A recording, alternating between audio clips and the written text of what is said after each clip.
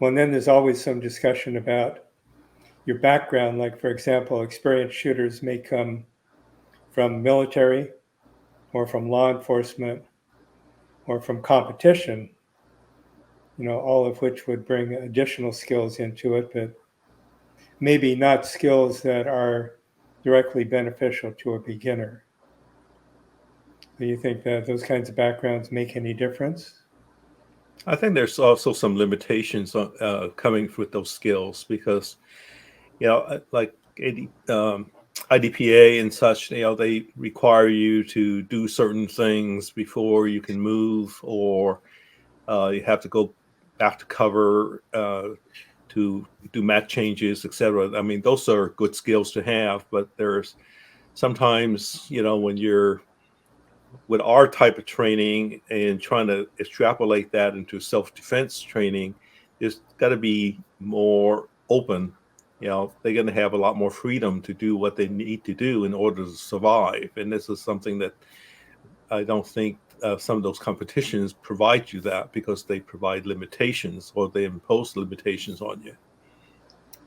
Well, I think on the competition level, there's some maneuvers that you do in competition that can actually be damaging to training on the defensive side.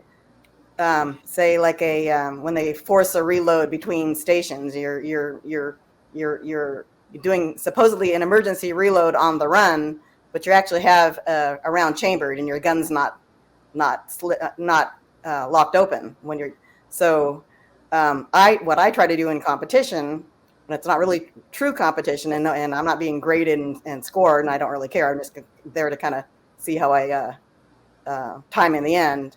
Is on the emergency reloads, I will go ahead and rack the slide anyways, just so I don't untrain myself how to do an emergency reload. So, but they do in competition completely undoes what your defensive emergency reload training is.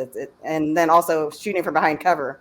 In competition, you're not shooting from behind cover. You're reaching around cover to make a shot. You're not treating it like somebody's shooting back at you. So you don't really care that you're covered. You're just trying to shoot around it. So there's things that don't really match up on the defensive side.